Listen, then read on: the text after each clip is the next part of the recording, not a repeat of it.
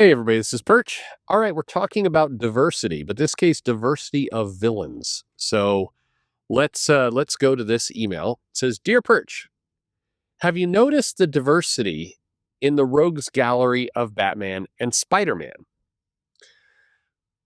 Many of these villains that were created back in the 60s and the 70s were all types of evil. Different body types, different characters, different personalities, all kinds of different, quote, diversity, unquote, in villains. Today, it feels like a lot less diversity, comma, although, I don't know why I'm reading the comma aloud, comma, exclamation point, period. Anyway, comment, although many of the villains that do show up in comic books are the same ones that were created back in the 60s and 70s. So maybe they are more diverse than I thought, just old. Have you ever wondered why this is? Comic books have praised having diversity in comics, and we see a lot of different characters, most notably young women who seem to be into STEM. Damn those women into STEM, who are also people. Oh, I should have kept reading. Who are also persons of color. This damn persons of color, young women into STEM. Anyway, however, this diversity only extends to the main character that seems to get canceled after a couple issues and never to their rogues gallery. Why is this? If we do see a woman in comics, she's either A, being manipulated. I think they mean woman villain. Otherwise, this next part makes no sense. Either, but as I read this to you, think about if this person was describing like Captain Marvel. It's funnier. Anyway, this person is either A, a jilted A, either being manipulated, B, a jilted lover, C, some kind of wacky mad scientist type, or D, a jealous rival. All of the women seem to fit into those categories of villains. Of villains, he's saying, or she's saying. I don't know. Who am I to judge? All right. Uh, anyway, curious why this is. Meanwhile, in 1960s Spider-Man, you've got a fat, pasty white guy next to some Russian with a scorpion tail. What gives? All right. I don't know why this letter strikes me as funny. Okay, diversity in villains. Well, first of all, I'll say the obvious part out loud. And look, I've had comic writers, one in particular, really disagree with me on this point. But I mean, the evidence is in the work. Like if you read the comics, it is what it is. There is a fear of having villains that are, of a different ethnicity than white or sexuality than straight. Because if you do, you're going to get called a homophobe or a bigot or a racist for having a, gay black villain. It doesn't mean they don't exist, but it means there's not many that exist. And there is a pressure or a sense from creators that if they use these characters and they're evil, that bad things are going to happen. Primarily because bad things have happened. Meaning there have been some comic books where the villain is Latino and it's like, oh, you're making an evil Mexican, how original. Or what was the Batgirl storyline where there was the villain was gay, or at least seemed to appear gay, or anyway was anyway, and that just people lost their minds from the homophobic writing. I mean, so you just this was in the DCU era. I cannot remember the character's name. Anyway, people lose their minds on social media. So the safe villain is either a dinosaur of some kind, a robot, or a white dude. And that is those are the safe villains that people can put out. Otherwise, it's insane scrutiny.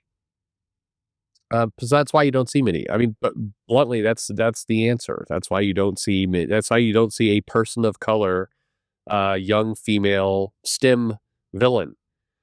Or if you do, then typically there's a tragic backstory or there's reasons for the behavior. The writer kind of writes their way around it so that they've got some armor in the case that they're called a racist. And you know, that it just is what it is. The weird part is, as I've had this conversation, the response I often get is puzzling. The response I get is, "Oh, so you just want to have a gay character that everybody can make fun of?" Uh, well, no. No, I'm not looking for a gay character to look fun of. I just, if there's a diversity of people who are heroes, it makes logical sense that there's a diversity of people who are villains. I mean, it goes both ways. And also I think you can write a gay villain, for example, and not have that person be a, no pun intended, flaming stereotype.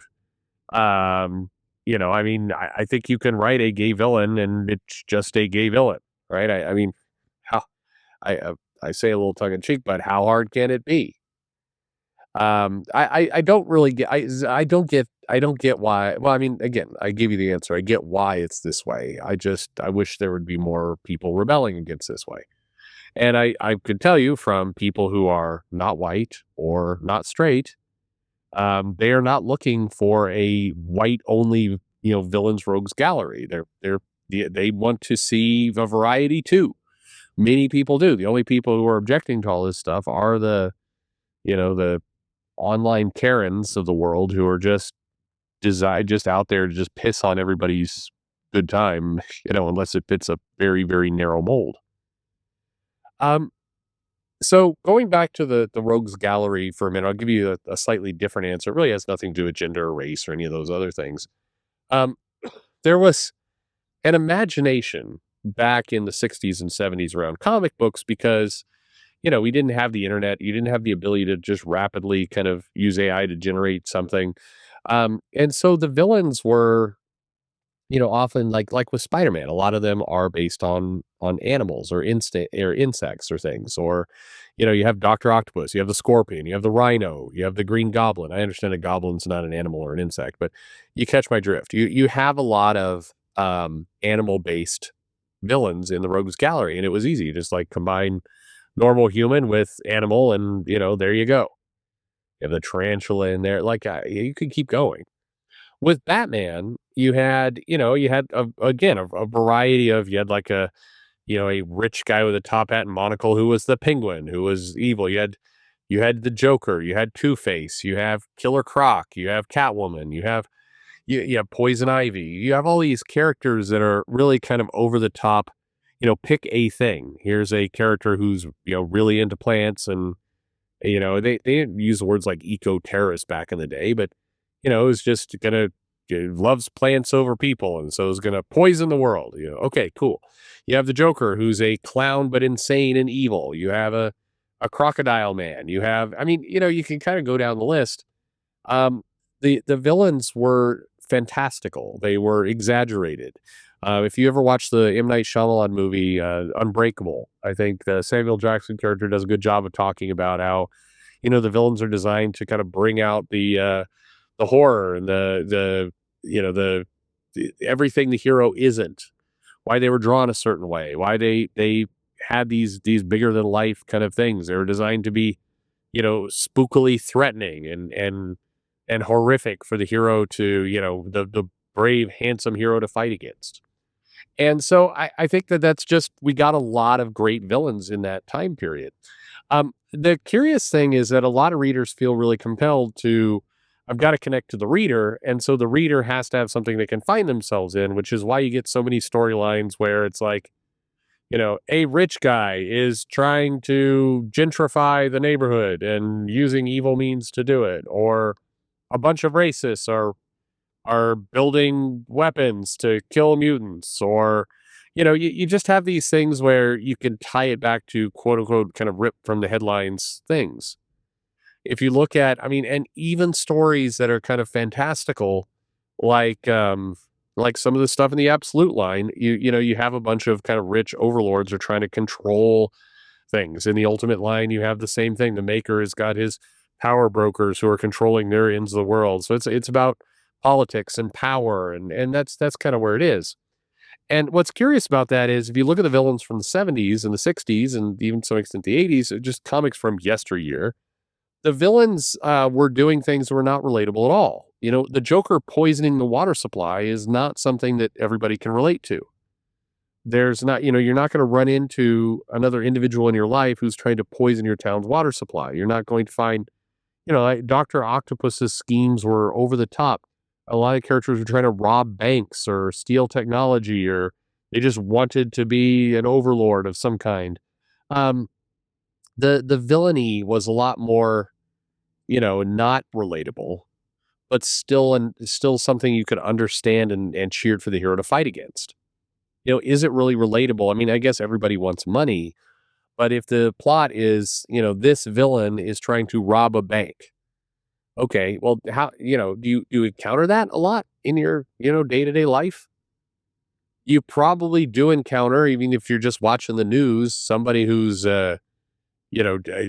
basically some racist out there, somebody who's trying to kind of burn things or protest things. I mean, you see that stuff all the time. You don't see people robbing banks all the time. When was the last time somebody tried to rob a bank? Like, how does anybody still have that as a scheme, as an idea? There was just more freedom a long time ago for the villains to do things and engage in a way that was not relatable, and that was better. Today, the villains have to be in some form or fashion, something that people can understand. And I guess my question would be, but why? Why do they need to be that? Doesn't make any sense for them to be that.